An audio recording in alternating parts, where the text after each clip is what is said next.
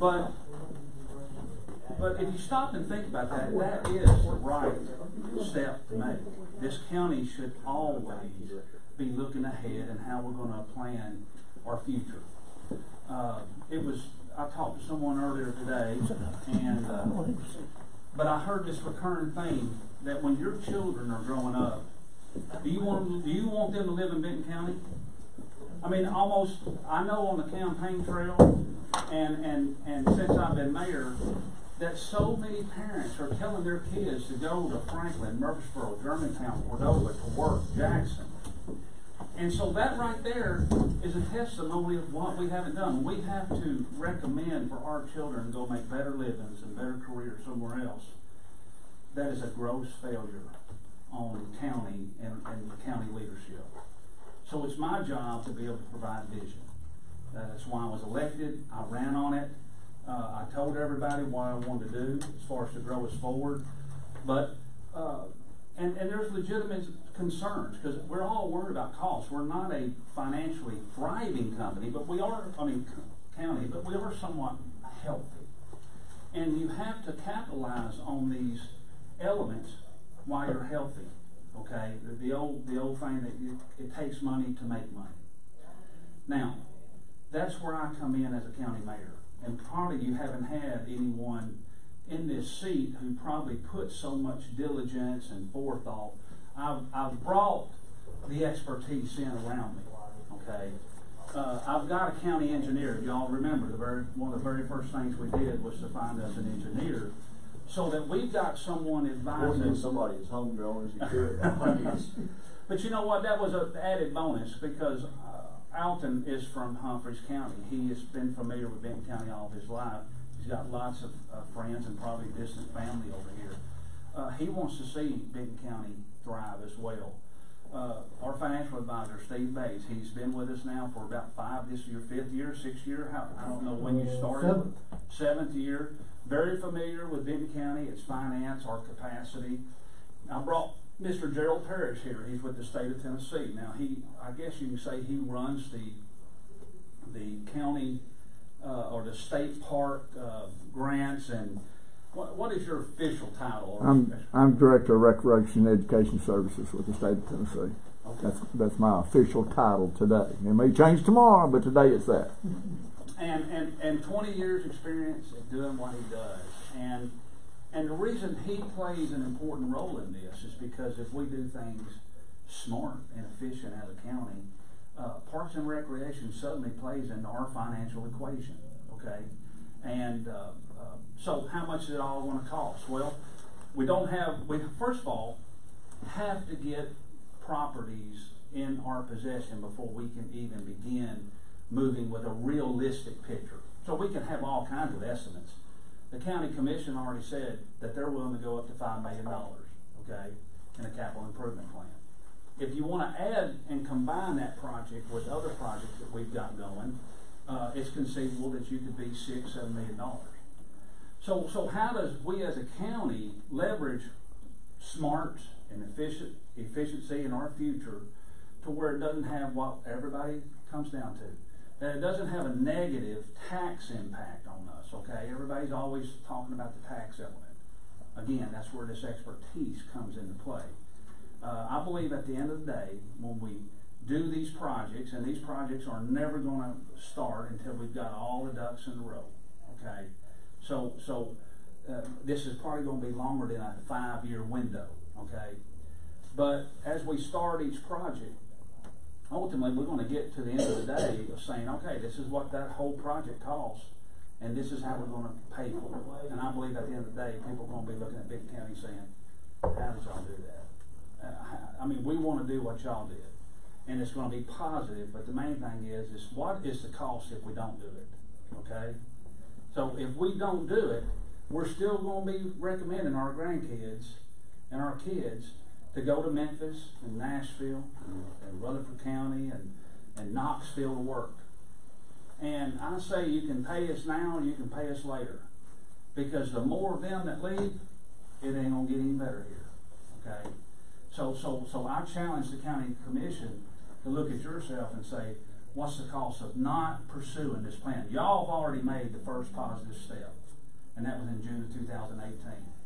And I know that from past behavior, it was one of those pieces of paper that we just shove up here. But I'm not going to let you get by with that, okay? Because I ran on vision, and I ran on the future health of this county. And I'm going to pursue that, okay? And I've already told people, I'm totally fine with putting my job on the line for it. But it's the county commission willing to do that. Are y'all willing to actually look ahead? So I know there's been chatter, and everybody's talks, and everybody forms their little coalitions of gossip. But these guys are reality, all right? And I'm reality. So this is something that I'm willing to move forward on. So I want a partnership, okay? I want this to be Benton County. I want this to be we. And at the end of the day, them looking at it and say, that's the county commission did the best thing they've ever done.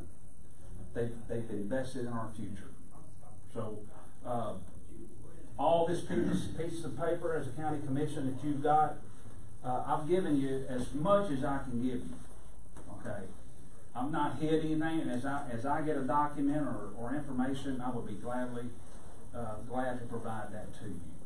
All right. Now, Parks and Recreation. I've invited several members of the Parks and Recreation Board to be here, because part of the financing of this falls under the grants. We're going to utilize all the grants that we can. And simply by having a recreational element to a couple of our complexes, we've all of a sudden, at a minimum, brought in 50% return on our money right there. Now, there's other grants that when time comes down to it, we may utilize. There may be a historical grant. There may be some type of interpretive grant. And if there's a health and diabetes grant, if there's other grants that actually marry with ours and partner with them, all that does is give us more financial leverage. Okay, so at the end of the day, it reduces our net costs. But Parks and Recreation, suddenly, if we can incorporate these concepts on what I call the Civic Center Farmers Market Complex, well, we may very well roll that under a Parks and Recreation oversight.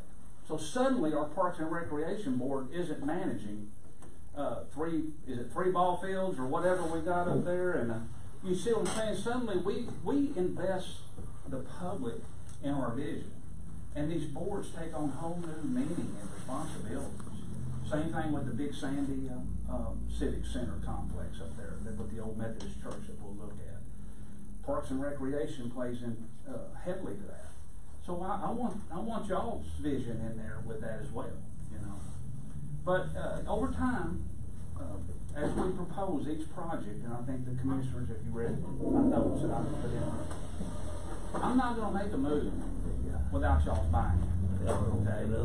I probably already have the authority from y'all's passage to try to move. I don't want to do that. If we're not in this as a team, and we're not in this as one vision, then to me, we're just defeating ourselves. We're buying into what we've done in the years past, and that's just not who I am. So I don't know if you want to take this time to allow each one of these representatives to stand up and take time and explain a little bit and give some commentary. I think it's important because we got. They came down here. I think we ought to grant them some leeway since they're here. I appreciate that. Because they also need to get over to the E911 meeting as well. This simultaneous. It's just a timing issue. But this other room's open over here now, and there's a lot more chairs. Don't you like this heat that we're generating? Well, I like it, but my feet kind of give out. A bench? Sit down. You mean we got bench here? Yes, sir. Oh, what we cost tonight? I'll let you know tomorrow. Oh, you let me know tomorrow, huh? Well, whatever it is, it's not enough. That's right. So I will start off first of all because I know Mr. Gerald Parrish has been. He lives in Jackson. He lives on the road is what he does, and he's been here a long time today. So Mr. Parrish, I'm going to invite you. As Rocky would say, I'm going to yield the floor to you to kind of give your spiel. Well, thank you very much, Mayor, and thank y'all for inviting me here and let me come and say something about a passion I have. As he says, I've worked 20 years with the state of Tennessee, and I've been in this field for over 45 years. So I know about smaller communities. I know about larger communities. I know what we can do to help you. let me say this, and I'm not trying to be negative to anybody that's ever been in any position in the county government, okay? I've never seen I've come here 18 years ago. I know when Mr. Wiseman was a county mayor, and I've seen it go through. I've never seen any more passion than I've seen from this mayor you got right here. When I walked in this office, the first time he asked me to come up here, he said, I have a vision. And he told me his vision. I said, I can buy into your vision. Because I've not been able to buy into the vision that you've had in the past. As he said, recreation is the second most important thing when you're bringing businesses into communities. It used to be number 3, but now it's moved up to number 2. Because everything's being automated, and they want industry. When they come to your town, and I'm talking about small industry, large industry, it doesn't make any difference. Volkswagen, when they came to Chattanooga and hired 10,000 people to go to work there, their recreation was their number 3 thing they looked at. Because you have happy employees, you have happy workers. And to make happy employees, you got to have opportunities for them to move forward with. I've told him, we can buy into his plan. We can buy into your plan. But it's got to be done like we're talking about. The plan has to be workable. It has to be usable. It has to be functional. And with what he's got, his vision to do, we can have that type of plan. Now, we give grants every 2 years, maximum $500,000. Matching and that. And we talked about different ways that we can get more grants and things of that nature. So I will say this, I'm here today to tell you that we're going to buy into your program. And we're going to buy into your plan. We're going to help you. All we can help you with the plans that you got for your parks and recreation. Questions? Don't stand there. Yes, ma'am. Okay, the property that we're looking at buying in Big Sandy, At the church. At the church, yeah. And it's going to be, you're going to apply for a grant that's going to be called Parks and Recreation, right? Is that what we're? Well, it can be that. There's other types of grants to get too. But if we apply for a grant, yes, ma'am, Parks and Recreation. Okay. Does the property have to join the park for it to be a part of the? Okay. No. That's a good question. I'll just use right here in Camden. Okay, we got City Park over here, and we got Benton County Park out here. We got the park at Big Sandy. None of those join each other. Okay, none of them join it, and each one of them's got grants on. So no, it does not have to join it at all. It just has to be dedicated land for Parks and Recreation. Okay, and then the next question is, once you apply for the grant, you said it can take 2 years? We have it every 2 years. It's available every 2 years. It comes, we make an announcement every 2 years. Big Sandy's got a grant now, 16 grand, is that correct? That's right. So we did a grant round in 18, we'll do a grant round in 2020. The Parks and Recreation grant that you're talking about, it is not tied into purchasing any of the other plans to purchase the other properties. It is a grant unto itself for Parks and Recreation. It can be used for acquisition of land. It can be used as development for land. It can be used for renovation of land. What type of renovation, what type of development does it have to be for? For Parks and Recreation. Strictly a recreational type? Yes, sir. Type usage? Yes, sir. Okay. Yes, ma'am. Okay, I get what you're saying, it has to be for Parks and Recreation, but can it have a dual purpose? Can part of the property be Parks and Recreation and then have, say, an office building attached, or? What we would do is we would, in the scope of or in the geographical area there, we would cut out that piece of the property because it's not going to be used for Parks and Recreation. Okay. We would leave that alone. So that It would can help work. pay for the portions that are dedicated for that. It can work. As we talked earlier today, a lot of this land can be used as part of your match. There's no money coming out of your pocket. What would you say the matching grant, what the match on that was? Well, we have an 80-20 match, and that's for our Recreation Trail Program. We have a 50-50 match for our LWCF LPRF, which is Local Parks and Land and Water Conservation Fund grants. And where the Big Sandy property comes in, is that civic center recreation is a very vague and loose type interpretation. So by having that civic complex or some type of community project it suddenly, it allows the park, Big Sandy City Park, to have an indoor function. You know, some things that might have been planned indoor, now they can use indoor. We could do a town hall function up there. People can rent that facility out for general purpose community events and things like that. And so that auditorium or that sanctuary at the Big Sandy is more that concept. The back part of that falls under what you call a satellite courthouse annex, right? And we use that courthouse annex word because we all have educated ourselves on what the litigation tax reserve does, you know, and how it can be applied towards county service buildings, the remodeling, the upkeep, enhancements of those, you see.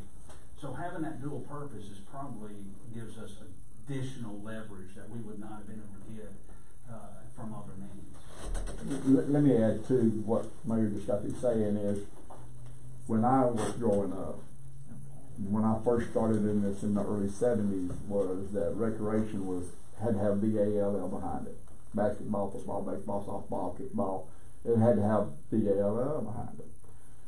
We have so broad base now. You know, we're funding farmers markets because it's used for different activities, recreational activities. Horseshoes, what have you. Whatever. We have several that have square dances on Saturday night.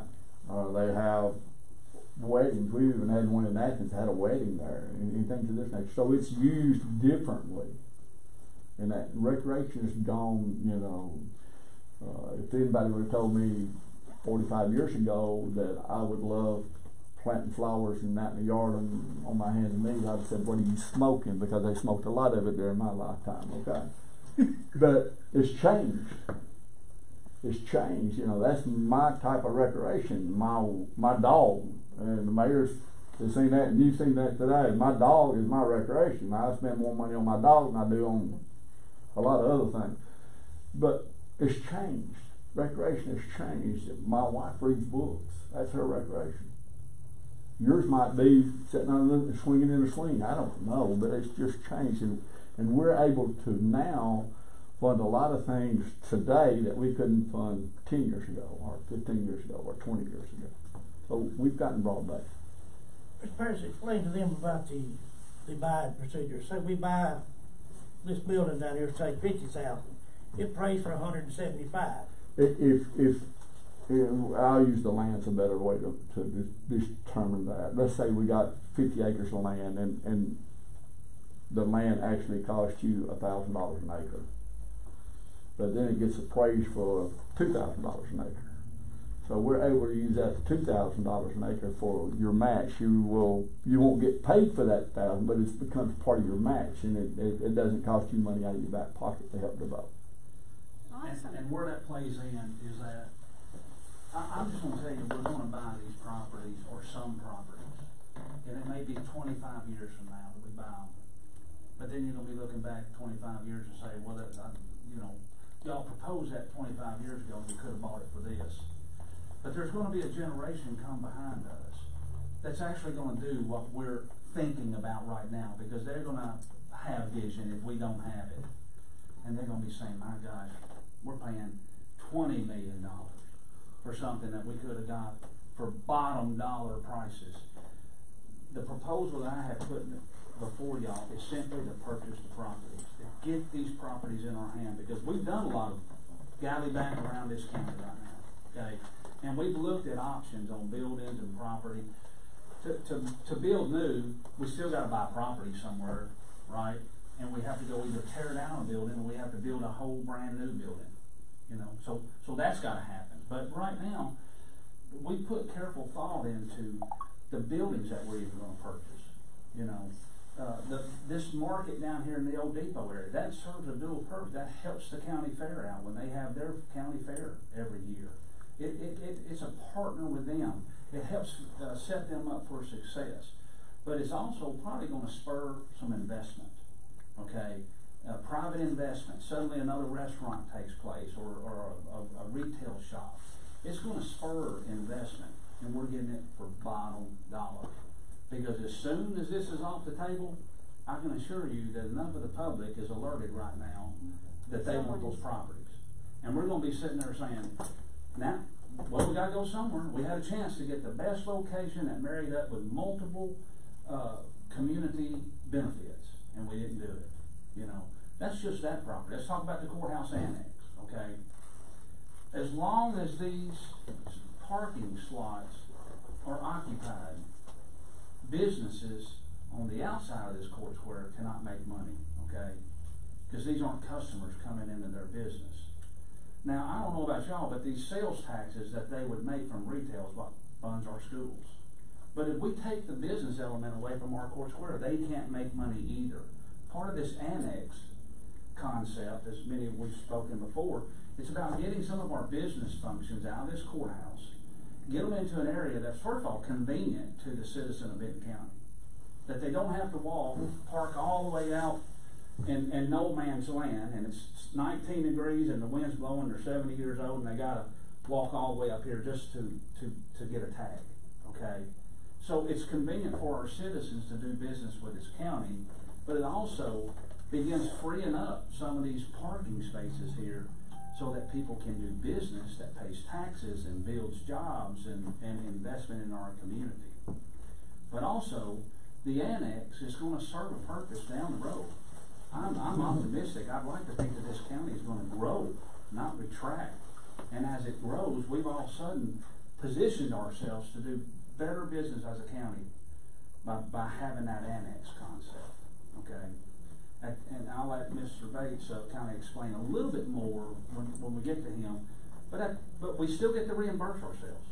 If we spend up to $500,000 on purchasing property, we're still going to pay whatever fund that we pull from, which we're going to pull from general fund.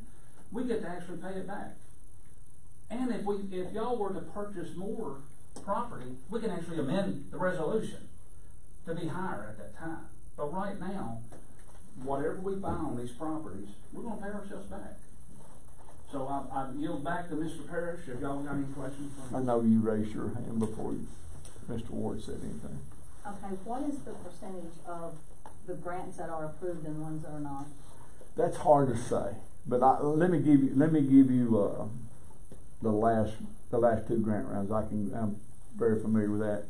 We awarded $13 million the last time around. We had 76 applications, 55 of them got approved. So that was 21 that did not get approved. Okay. The year before that, we had $18 million, and we had 97 applications, and 76 of those got approved. Our grants are $500,000, which sounds like a lot of money, but it's not a lot of money. And you can only have one open grant at a time. Now, the mayor and I have talked a way around that, is that both city and county can apply for one grant, so you could technically have Camden, Benton County apply for a grant. You could technically have Benton County and Big Sandy apply for a grant. You could technically have Benton County to apply for a grant. You could technically have we could have 6 or 7 grants going at one time in this county. Now, were we going to do that? I would say no, because the match is going to keep you from actually doing that. So I would say, 60 to 80% maybe funded in the past. What is the reason that someone would not be approved? I know there's probably a lot of different okay, ones. it's all different. We have an online application. We have an application, and a lot of times the grantee or the ones that are applying don't give us the information that we want. We ask for certain information. That's all we want. Okay, that was another question. I spoke with someone in the state that says that if the grant is not applied for properly, if you leave out something and they throw it out, you can't reapply. That's not necessarily true. Okay. Each part of the grant application has a set points on it. So if I don't have, and I'll give you an example, you don't have a maintenance plan for your parks here in Benton County.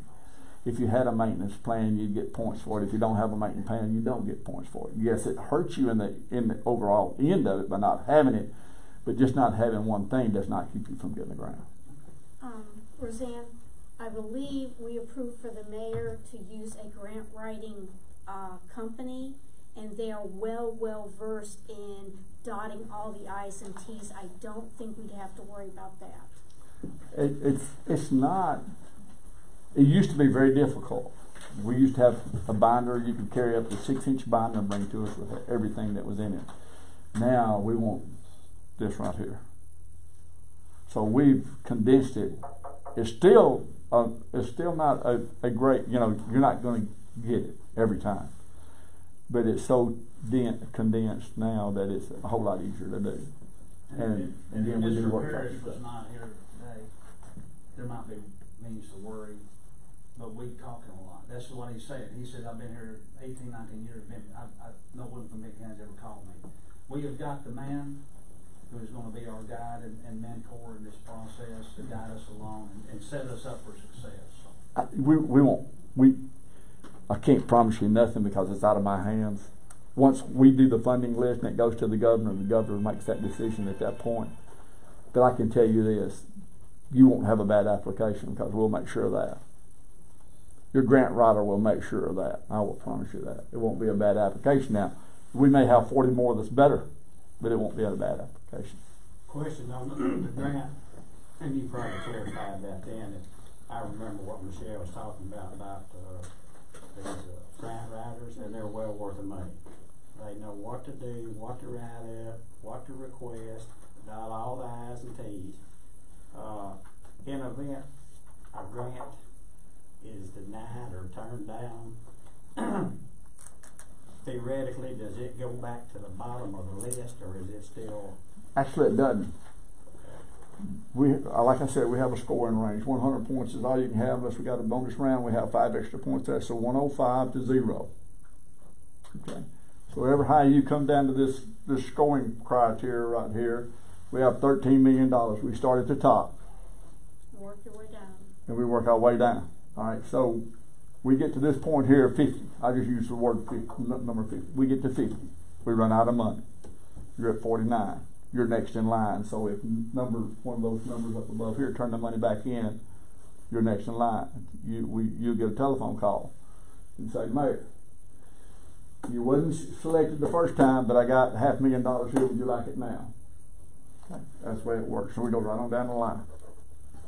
And as I said, we're not on a timeline. I mean, of course, 5 years is a general goal, and as we as a county should be trying to achieve a vision.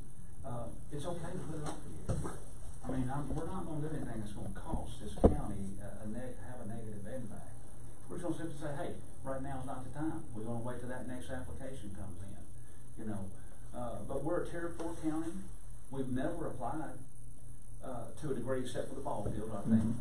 So we're kind of the criteria that they look for, and especially when we have vision that's going to, you know, go extend way out as years. That's what they want to see. That this isn't y'all just jumped on it because you could jump on it. This vision right here is 10, 20, 30 years, and we'll have a parks and recreation vision as much as we'll have a property vision. But I've only been in office 7 years, 7 months, you know. So I'll get to these. Feels like 7 years, right? And let me add to what he's talking about. Like I said earlier, we have different types of grants. Okay, we're in the process of doing planning grants, and this stays right here in this room right here. If we do that, we'll have X number of dollars to do planning grants with local communities, and we have that. We have what we call a trip grant, where we can hire somebody to be a park director for 2 years, and the city and counties or whoever they're awarded to, they work with that. Again, our other grants that we have, the recreation trails and all of those. So we have different things, and we're willing to extend those to Benton County to help with the future of that. One other question. Say we are approved and we get the money. How long is that money good for? 2 years. 2 years. And we don't like to, but I'll give you a prime example. We do have a 6-month extension clause in our contract. This is a prime example of the flooding, and that we've had people who've not been able to finish their projects because of the water, the rain, and that kind of stuff. So we give them a 6-month extension. But we don't try to do that period because we want them to get through, because guess what, we have another grant round in 2 more years. So if you drag it off, you miss that, you miss that next grant round. Now, we talk about a 10-year, he talks about plans. We're looking at 10-year plans. We want to see what Benton County is going to be here at 0 and what it's going to be 10 years down the road. We put a plan in place, and he decides he doesn't want to run it and you become mayor. And then we look at that plan and see where your next grant round is. If it's not on this plan that we've done, we're going to ask you why. Because we bought into your system when you started. We're going to ask you why it's not in here. And then we're going to look at it and say, we'll do this for you because that's what's next in your plan. And we hope you change your mind and do that. Yes, sir. Okay, on this grant money, every 2 years it's available. Now, is this grant money exactly or dedicated to parks and recreation, or does this have effect on other grants that the county applies for? It's only on ours, on Parks and Recreation. Okay. You can apply for $500 million worth of grants. The only grant I'm worried about is LPRF, RTP, or WCF, TRIP, and a planning grant. Those are the ones under my control. Our grant has nothing to do with any other grant he applies for.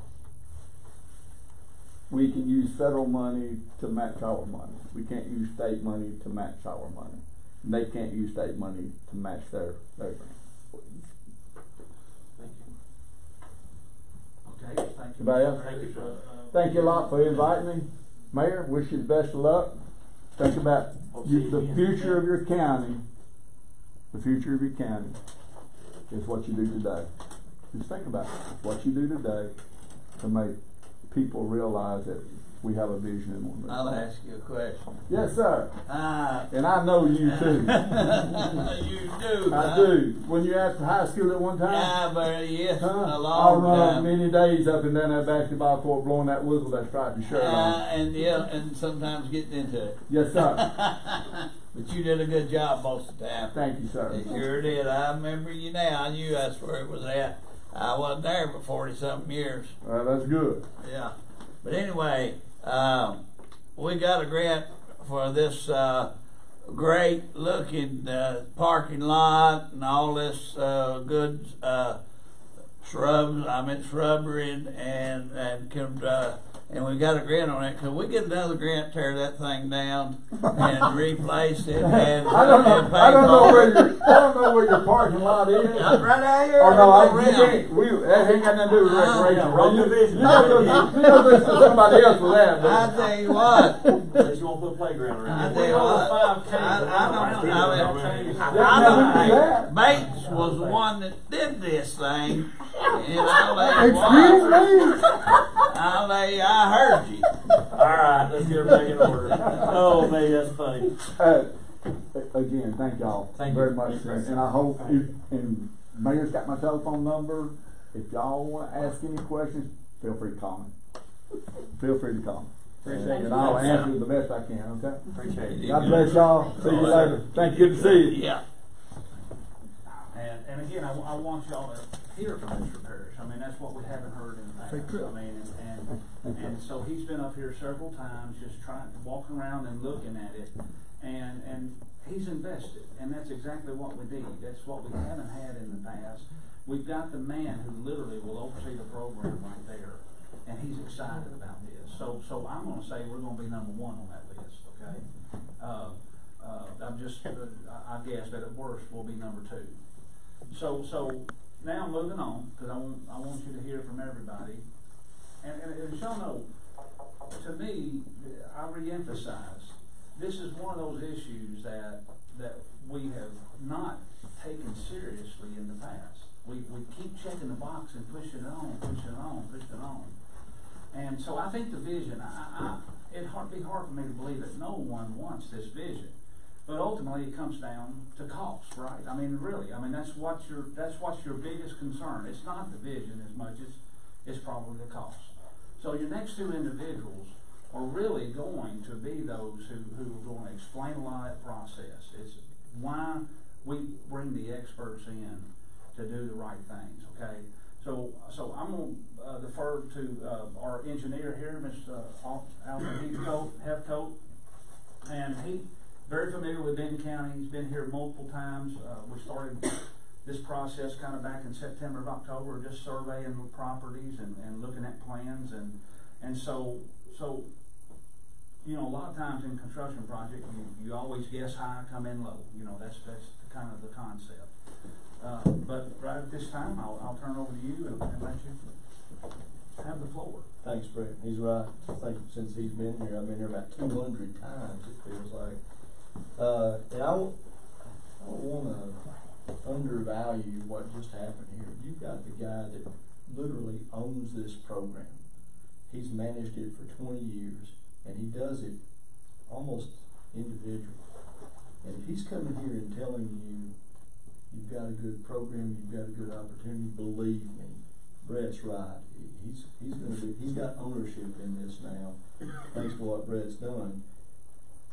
The chances of him, he'll look for any opportunity he's got to help fund something for Benton County. Okay? So, I'm here to scare you to death, and then hopefully put your minds at ease with that. So, again, Brett's been very, very busy. And he's right, he does have a vision for what Benton County can be and should be. And he wants to create opportunities for growth and economic development that really Benton County hadn't capitalized on for a very, very long time. I'm sorry, I don't know your name. I apologize. You asked a lot of questions. They were very good questions. Roseanne. Commissioner Ward. Commissioner Ward, but the chairman is Miss Roseanne. Commissioner Ward is very fine. That's okay. I'll show you the due amount of respect. We've done 7 of these projects for Big Sandy, Tennessee, dating all the way back to 1982, I think, when they had one baseball field up there and the fences were falling down, the scoreboard didn't work, the bleachers had collapsed, and the concession building was falling.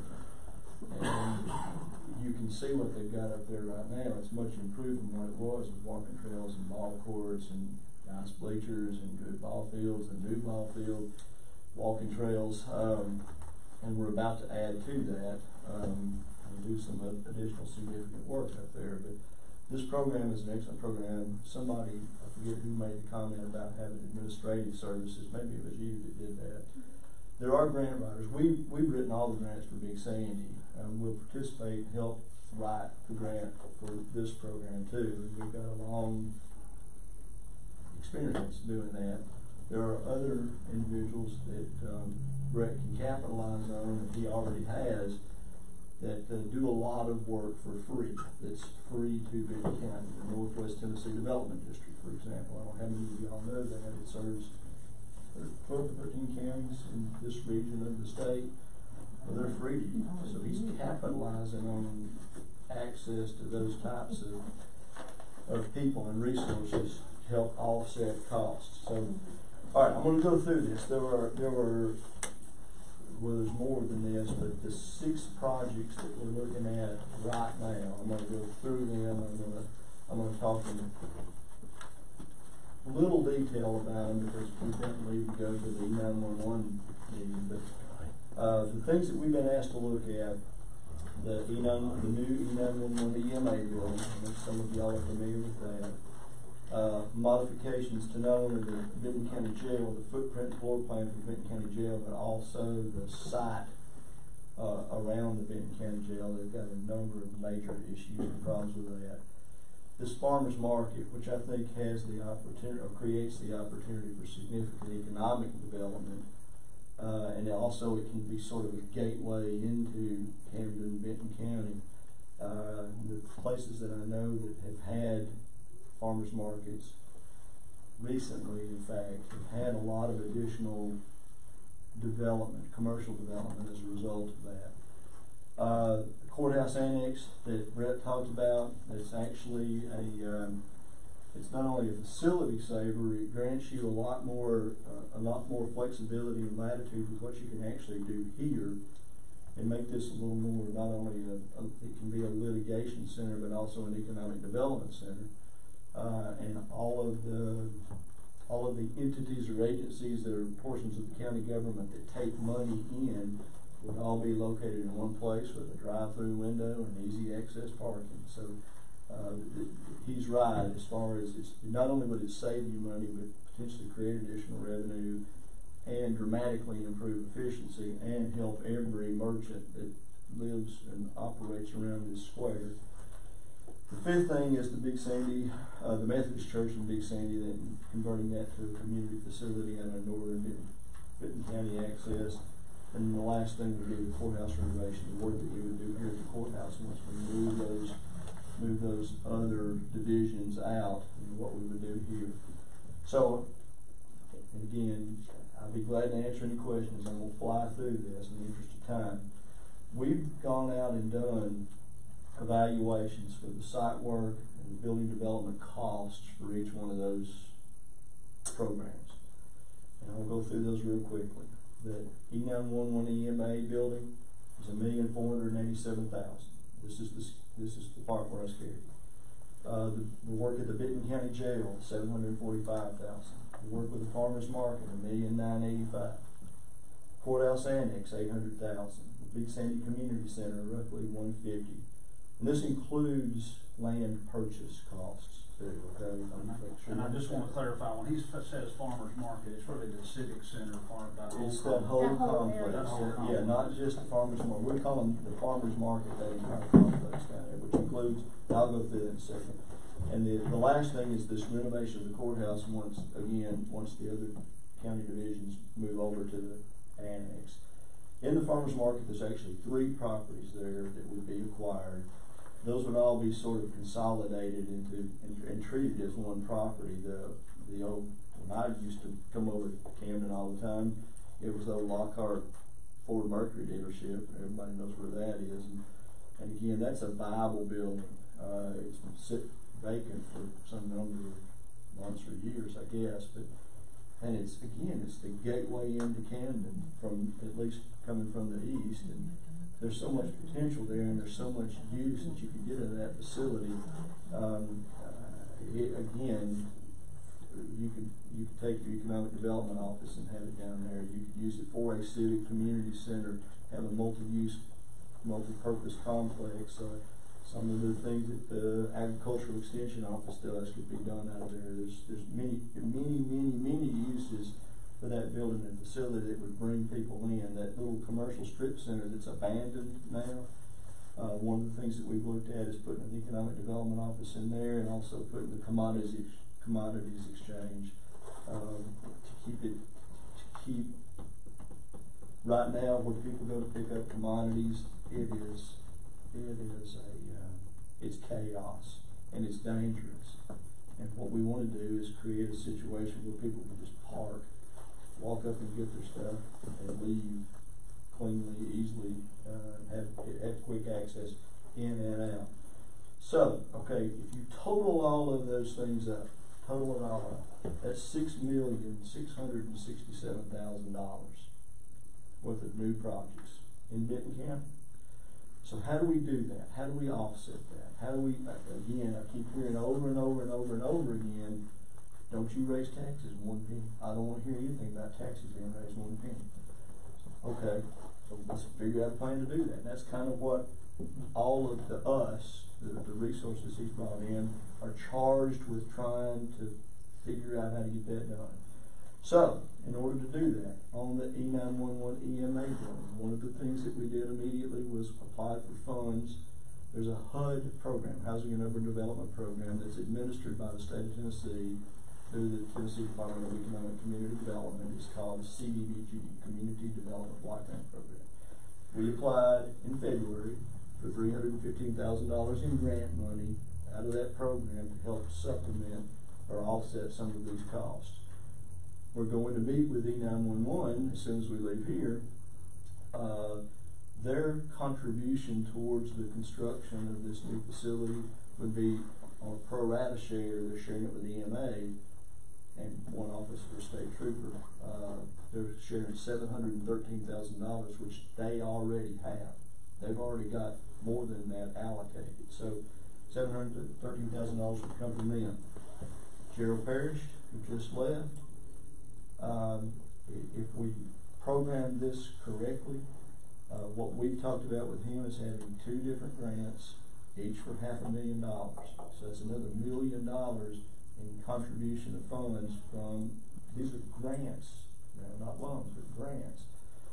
So if you add that up, and if we don't take a nickel out of the county's litigation fund, not one nickel out of the litigation fund, which has money available, and we could do that.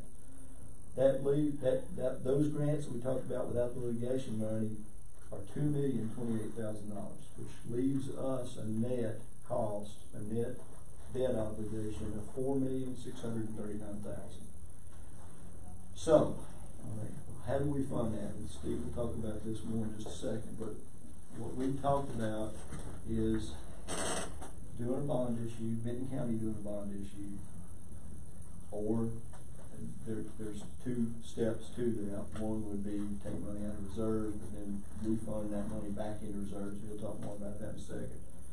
But the way the bond market is right now, Benton County would be eligible for about a 3% loan on a 25-year note. And if you look at that on a $4,639,000 issue, that totals about $266,420 a year. Everybody with me on that? That's new debt.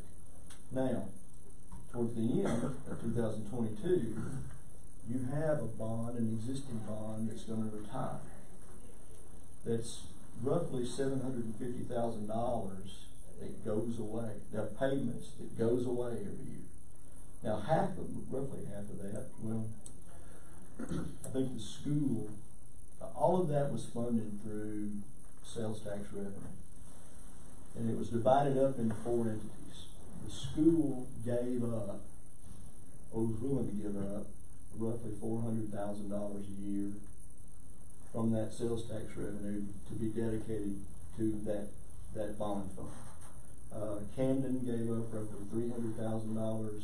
Big Sandy gave up $18,000 a year, and Benton County gave up $88,000 a year. If you leave the schools alone and you take their $400,000 and you just say that's yours, we know you've got improvements that you need to make. We're not going to ask you to give any of that up. That still leaves us quite a bit of money. That would be $406,000. But Camden also has some needs. They need to repave city streets. They need to make parks and recreation improvements. Brett has had extensive conversations with Mayor Pafford, and he recognizes the value of a lot of these projects that we're talking about. They not only do they benefit Benton County, but they have equal benefit to the city of Camden, and they talked about partnering, joint venturing these things, and trying to minimize the impact on either Camden or Benton County that way. So if we take just that portion of that appropriation, not all of Camden's money, but $200,000 of that $300,000, dedicate that to Benton County and the Big Sandy. I've talked to Mayor Ratliff about this, and she's agreed to it. All of it. What that does, if you added all those together, that gives us $306,000 of available revenue to go towards debt service. Well, I told you already that our debt service obligation would be $266. So in essence, we would net out $40,000 a year. That'd be less expenses, therefore revenue. I have a question for Mr. Bates. Mm-hmm. If the school system was to start either a new school or an addition to a school that is there before the funding runs out, what effect would that have on what he's talking about here? Well, the agreements are going to expire regardless of whether they start or not. because they were specific to that To school sunset. building program, Okay. right? Because it's a county tax, and by law, half of all local option sales tax generated has got to be used for education unless it's waived, and they waived it for school debt. The school So board. the Big Sandy and Camden is going to end at that time regardless of what they do. Right. Unless they extended their. Exactly. They could waive their portion for y'all for something Waive else. it to this as opposed Yes, to doing that. exactly. Or some portion. Right. Now the school board couldn't waive their portion because that half has got to be for Well, education. they would have to have. Right. So if they had another need, they would need to keep that debt service need below I see you out there home. the revenue available, the 400,000. Which would be roughly $7 million. Oh, they make. Yeah, right at it. 6.5, 7. Well, you're looking at, the school system having to build a school next 10 years. And population has to grow, so hopefully we can grow population, you know, to have that need, and, but again, don't let me get you off track. No, the bottom line of all this is if we program this correctly, and if we go about doing this with all the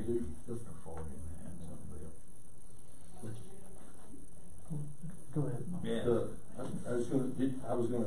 if you had a question, I wanted to answer whatever it was. I was telling about the old school, the elementary school built in 1949, 1950, is 70 years old, and, something's gonna have to be done with it. Probably needs a lot of work. Yeah. Well, they'll have access to $7 million to be able to do whatever they need to do. But again, the bottom line, if the net result out of all this needed to be that we don't have to raise taxes a penny, and if we execute this and follow this program, we won't have to raise taxes a penny. Does that make sense to everybody?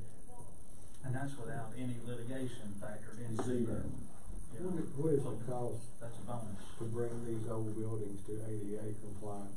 All that's included in Well, here. I mean, what is it though? Is it cheaper to bring an old building into ADA compliance, or is it cheaper to build a new building that would be ADA compliant? That's a great question, and the answer is it depends. Like, for example, we looked at 2 different structures. Actually, we looked at 3 different options. One was build a new building for the courthouse annex, buy land and build a building. Second was buy the old Benton County Electric building and renovate it. The third was buy the old, it's 2 names, Ray Smith was one of them, but it used to be the old Chevrolet dealership right off the square here, and renovate that. So we looked at 3 different options in that one, and by far the least expensive was to buy the old Benton County Electric building and renovate that. So in each one of these, we've looked at all those multiple alternatives.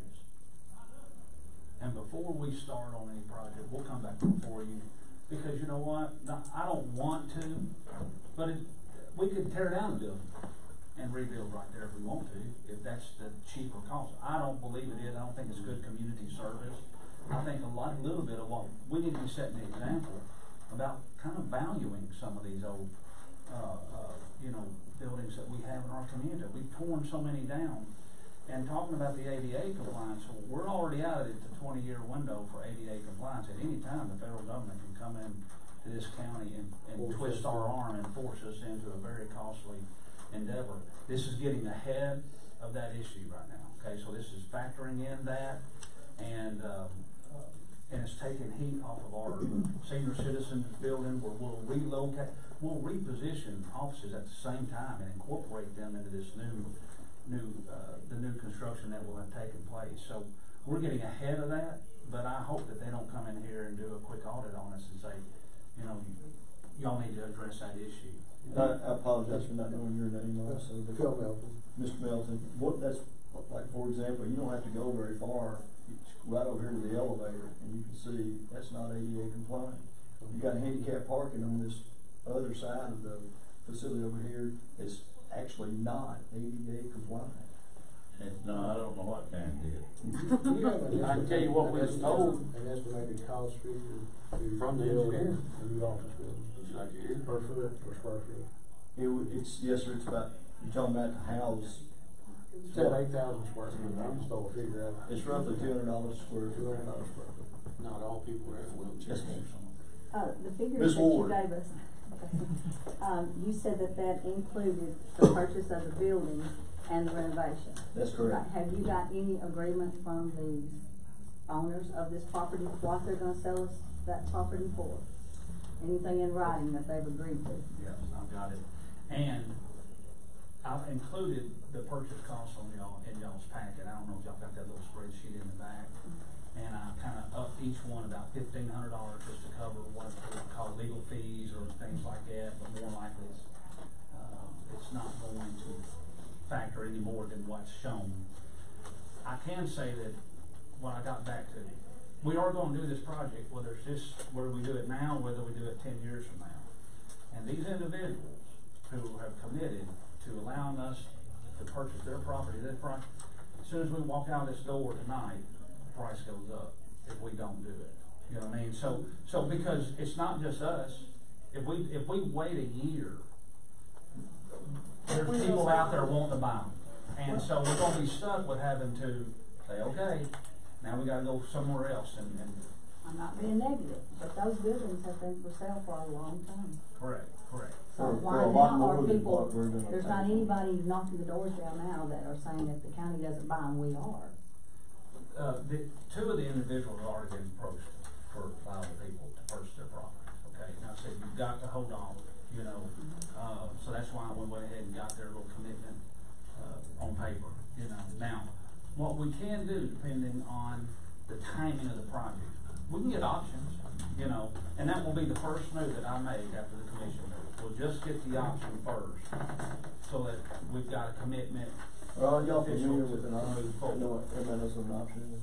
Okay, so an option to purchase, and right of first refusal to purchase property at a designated price.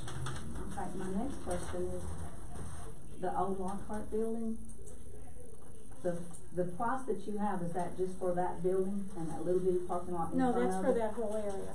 Well, it's I kinda give you like a layout, it's got a good plot map on it. I don't know if I did an aerial, but I definitely did one That's it. from the, what you would get from the property data site. So it's the whole lot that is encompassed under, Ashley Cook owns it currently. The Cook lot is listed at 95,000. And so I listed him at the high I started talking to him about 3 months ago. And basically, we're gonna pay whatever is on the note that he owes. At that time, it was 95,000, so it's probably down to 92,000 by now, you know, but I still wanna guess high. I wanna give you what I consider the high cost. Okay, the property though, is just the building in that one little parking lot in the front. Well, it goes way back, it goes Okay, but way back. there are 3 other owners that surround that building. Have you talked to them? Well, that's part of this package. See, there's 3 owners, yes there is. The adjoining lot, the parking lot next to him, is owned by Mr. Wade Stetner, okay? And then the lot next to that is Mr. Mac Terry. So all 3, as we stand today, are on board with this project. They've agreed to sell. Yes, and the prices that I reflect is what I consider the high cost, because I wanted to factor in, John Whitworth writing up the deeds and doing the legal transactions and things like that. Yeah, you probably have to do an environmental assessment on those sites before, as part of your due diligence. And at the end of the day, 31 and 145 on the max. Okay, have you got that broken down for us, like what the cost of each one of these 6 projects are going to be? I actually do. Not with me tonight, but yes, ma'am. I have all of that detail. and again, I want you to separate purchase from project, okay? Because the projects can be over the next 4 or 5 years, you know. But rest assured, before we embark on a project, you're going to have all the numbers. And to me, it's going to be a no-brainer. It's going to make sense that we've got this grant money, we've got this tax revenue stream, we've got this revenue stream. It's going to be paid for. But the beauty of all this is that resolution that you have following this request is the reimbursement resolution. So whatever we pay out of our pocket is coming right back to our pocket once we underwrite that bond issuance. Going right back into your reserve, your general fund. So we're robbing from us today, but we're gonna pay our, the intent is, I didn't, and Steve will get into it a little bit later. Sometimes it doesn't make sense to just pay tax.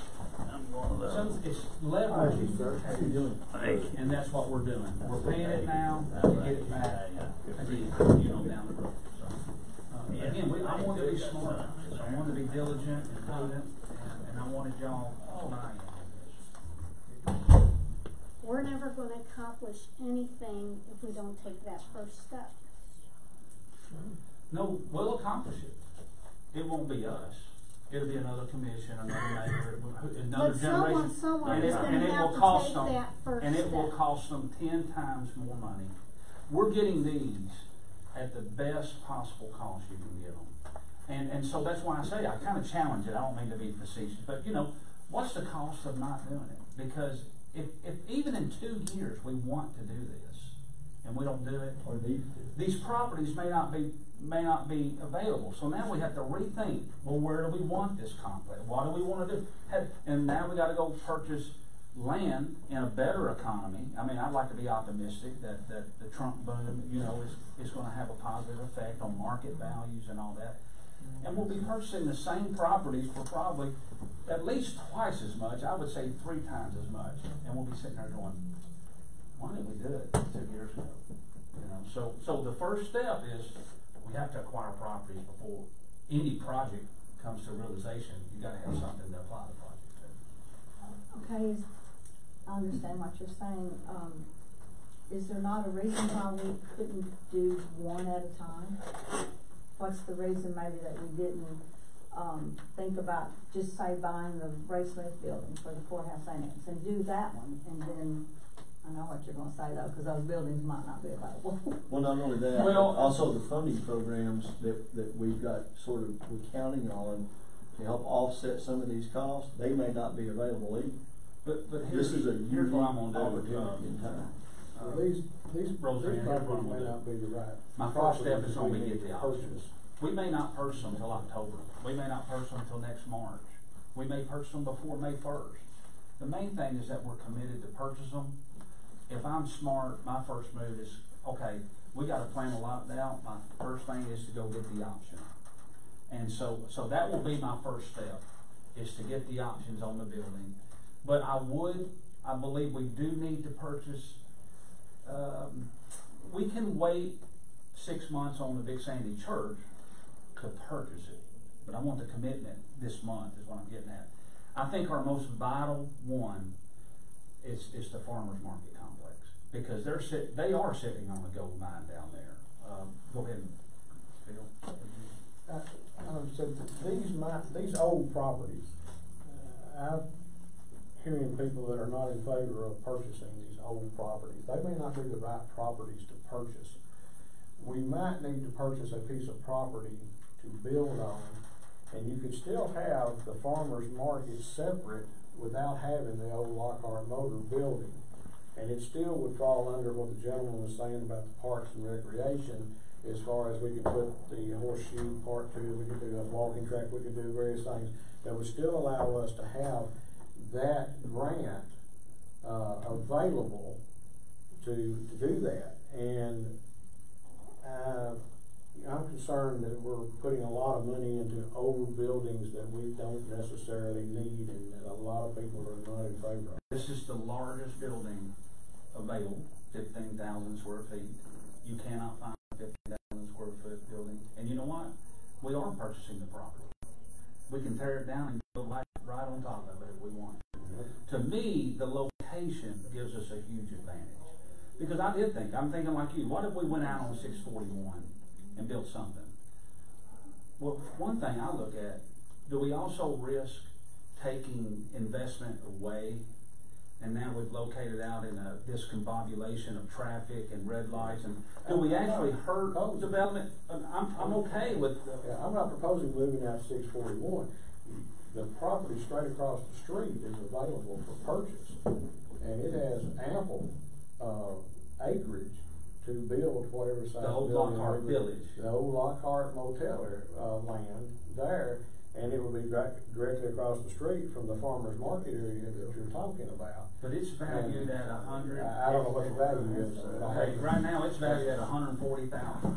So that's what I'm saying. Even the purchase, at least on the property section. I have asked for a figure from the owners to see what they would be willing to. But to me, I wanted the marriage of our properties together, because the in-between lot serves the civic center on one side, it serves the farmer's market on the other.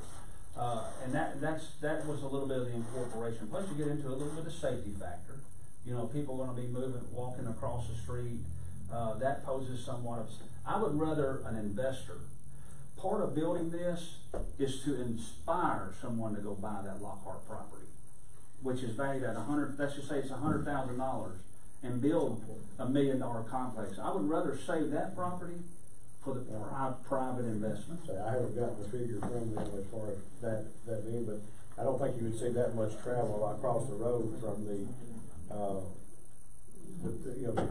office holders area to a farmer's market. I think the farmer's market, the parking would be on that side of the building, but it still would fall under the grant. And point well taken. I mean, like I said, it's. Wait, but I have a question right here. Okay, so I have a couple of comments. First off, that Lockhart Village that you're talking about, I moved down here about 9 years ago. I wanted to buy that property. And turn it into an artisan village, which I think would have been wonderful for the county. And I went to the judge and he said, oh, it's not worth it. And he subsequently tore down buildings and the property wasn't for sale at the time. So I've listened to all of this. I see that it really is not going to cost us anything. And the bottom line, it doesn't cost us anything. So my question is, because when I leave here, I will hear a lot of stuff. And I want to know, you're the experts here, you have studied this more than anybody in this room will ever study this. Tell me why I wouldn't want to do this. You have the mentality that I grew up in New Johnsonville, Tennessee, and everybody wants to promote the notion of progress and development, but almost nobody is willing to go out and work hard and make that happen. They're not proactive. People get the tendency to become reactive, and if you're reactive, you lose the opportunity. You never gain the opportunity. Or you can have look, I'm here now, I don't want any new development. I don't want to do anything to create new development in Camden, Benton County, Big Sandy, wherever. Or I want to keep my powder dry. Look, this money's going to come available. If we don't use it, boy, we can build up reserves. But Brett's exactly right. I mean, each year that you delay, your costs increase and your potential opportunity generally decreases. I agree. So you've got this unique opportunity right now to be able to do this and not affect the taxpayers of Benton County. For me, somebody outside looking at this who's done hundreds and hundreds and hundreds of projects sort of similar to this, I look at this and say, this is an absolute no-brainer. Well, that's why I asked. What would be the argument for not doing it? Because there doesn't seem to be one from where I'm sitting. Well, and that's my job too, to get back to what Commissioner Melton was saying. I chose this, okay? Unless the property committee wants this responsibility, and you guys have all the vision, and y'all want to appoint someone on this committee to do what I'm doing, have at it. But reality is saying is you're not going to do that. That's what my job is for. This is the proposal that I have put forth. And I have put forth a lot of time and effort and expertise and knowledge into this. And this is the best overall proposal that we've probably seen in 50 years and may see in another at least 5 years, But this is as good as it gets. And I wanted the Ray Smith building, okay? I mean, that is the perfect size building. He wanted that for the annex.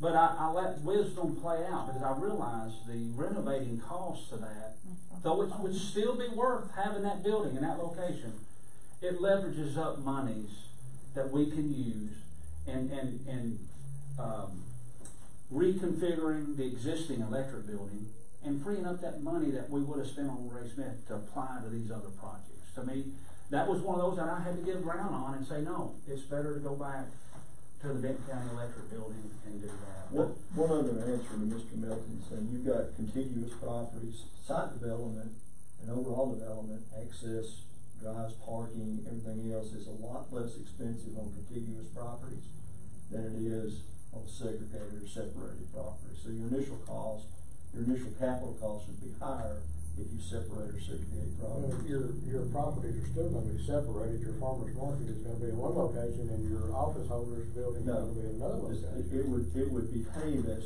one contiguous, it's all gonna be contiguous. Where are you planning on the office holders building be? When you say officer, courthouse annex?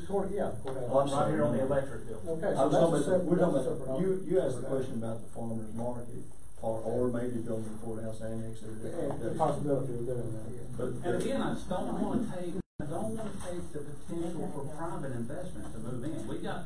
It's part of this factors, Roy Dedman possibly in expanding his building one day and acquiring properties, and another proves to me, and it also helps the fair, because if the county fair, I feel like if we're smart as a county, we give the county fair this complex for 2 weeks. You know, like, hey, have your, whatever y'all use it for, but they may have an indoor beauty pageant now, okay, that they haven't been able to have. They can have it at that civic center. The farmer's market is, when you think of fairgrounds, you think of agriculture, you think of the mindset, moving commodities there. It's about food. You see, people will be thinking of that place as an open market. It's gonna spur some private investment around it, but also or some of them in it. I mean, all the farmers markets we see, they'll look at a restaurant in there, they'll buy a property and build a restaurant inside. and we get to rent it out on a weekly basis, daily basis, monthly basis. That's where Parks and Recreation come in. They're our oversight board for that, you see. So we'll make some money off of the farmer's market at the same time, but what I know we're running into time, but to get back, also the recreation, he said, is now the #2 factor of why business looks to relocate. And so it plays into that community element. Okay. Between the two. While we're talking about the farmer's market, I know you mentioned that the city, you had talked to the city about going maybe 50-50 on something there. They have the county commission, I mean, they have their city council meeting tonight, and that's why Roger Pafford can't be here. He'll be here tomorrow for the budget meeting, and they're all on board. They are excited, they've been wanting to do this for years, but just didn't know how to do it or why, where they were gonna do it. And so he has talked to his council members, and they are excited about this. They cannot wait to partner with this endeavor, which he's given you kind of the worst cost. He is giving you the high cost. So of course our goal is to keep shrinking this cost. But even with that, we're still coming in. We're building ourselves $50,000 worth of fluff. We haven't even used that, and we're not. I'm thinking at the end of the day, hopefully we won't need it. Are they going to vote on that tonight? No, but I want them to generally discuss that, Okay, because I had talked to them a couple of weeks ago, and some of the boards, Again, we're putting some skin in the game early, or do we wait till the end and have them put the skin in, Actually, I want to respond to Phil. Let's say we purchase the farmer's market and we leave the Lockhart, we don't buy that. What happens if somebody buys it and opens a tattoo alternative hemp shop there? I mean, damn. Courthouse. Who wants all, I mean, that would just ruin it. So, we have the opportunity to buy all of it. That way we control what happens instead of somebody putting, an adult bookstore or a liquor store. well, they have to go. Well, either way, I have a question. It don't take rocket science to figure this out. All of y'all will agree with me on this. The Lockhart property down there is probably the better accessibility property. This old Ray Smith building up here, you can't throw a ball across the street without getting run over if you pull in there. So if an annex was moved to that, you have got terrible road access with Highway 70 here. Of course, the electric company would be a lot better, but that is a nightmare over here where no Ray Smith, especially in the afternoon traffic and stuff. But I'm not against. But had we gone that route, I'd already thought out what was the best way. That's why I say that's why we get the engineers. That's why we coordinate with the right people. We would have made we would have made lemonade out of a lemon if that's the concept, but we're not going with that. We're gonna go with the one back here, and that is a good win for the county. Well, I think the Lockhart property down there is a good. It's good, it's flat, it's We looked it over. Easy in, easy out. One more question, and then I promise I won't ask you. It's all right. I mean, I love this. We need to do this. Yeah, we did. Talking about the old Ray Smith building, have you talked to the bank about buying the parking lot in the back? Is that an option, or have they said no? I did talk to them, and they would sell us a segment of that bank for employee parking behind that building if we went, but we're not gonna go there, okay? Now, you know, I mean, we're going to the electric building, you know, so we've got that whole parking lot over there as well. And we'll have ADA parking in the front. But if we have to expand and we got a lot of employees and things like that, I've talked to Marcus, he has no problem in either working out, hey, y'all pay us so much rent and you can have so much, or we'll buy off a segment of that parking lot if we need it. I think we can build another parking lot back here behind the square. There's some flat lots back there. I think that would be a good joint partnership with the city. You know, I think when it comes down to parking, we're not gonna have an issue with that, even as we grow. But we'll address that when it comes. Correct me if I'm wrong, but we still have some properties that the county owns that needs to be sold. And that would generate some revenue possibly towards these projects. Well, and we're getting into some more exciting, I mean, to me, I can talk about this all day, and we're looking at selling 300 properties in that August, September time frame. And we have some prime, but I'm gonna give y'all the money, okay? I'm gonna sell it for the county, and y'all gonna determine whether you wanna dedicate that money to this or not. But that's another chunk of that missing funds that make up that piece of the pie and that puzzle. And again, I have put a lot of thought into this. Yes, sir. And the only question that you really care about is it's going to raise my property taxes. I mean, really, regardless of what the vision is, it's sad that that's the only mindset that drives us, because in doing that, we're compromising our future at times. But I figured that out. You know what I mean? I wanted to make sure that was the number one issue that we took care of. And so that's what these gentlemen are here for, is to make sure that we don't, at least just put it this way, a school's gonna raise our taxes a whole lot more than this. The slightest project that you embark on, you always have to ask you that question. To me, we have packaged together a $5 to $7 million deal that's not going to have to cost us anything.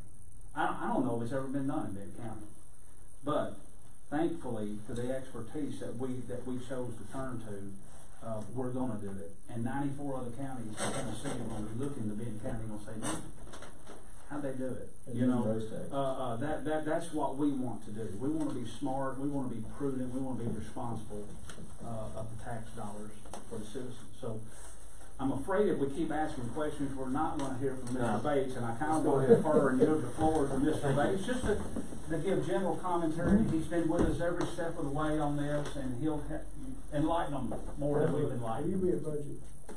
On the 26th? I think tomorrow night, but 26th. 26th, I was asking for the 26th. Okay. I think Ashley's supposed to give me some requests so I can keep it. She's gonna. Because I want you to have something to look at. She's gonna forward you all. Yes, yes, sir. I don't know how much more I can add. I drafted 2 resolutions for Brett to bring before the Board of County Commissioners.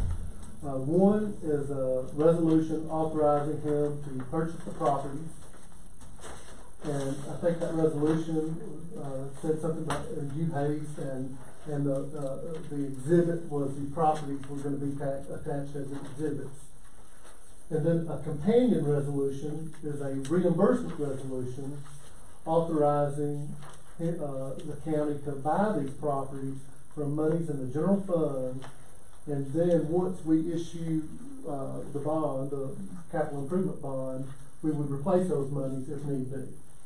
So basically, that's what you've got on the table to consider. If anybody's got any questions, I don't know what else I can add to all this. What would the debt service be on that general obligation bond? Well, and see, I wasn't sure until tonight how much the project even was. What we calculated a while ago was around 7 million, and you would need maybe 425,000, something like that, somewhere around there. So at the most, even if you didn't have a funding mechanism, you'd be looking at 16 cents on the tax rate to fund the projects, if you didn't have any revenue available. But now that you've got, you're gonna get $1 million from the gentleman with the state, apparently. I think Alton had told you about how much E911 and all was gonna contribute. So once you get it down to that, you wind up, if you've got a revenue stream of 300,000, I mean, pick a number, whatever it is, and if you've got a revenue stream of 300,000, instead of doing 20-year bonds, you do 18-year bonds or 15. You make it match the revenues. If Camden gives 225, or it becomes like an accordion. You don't want to go out too far.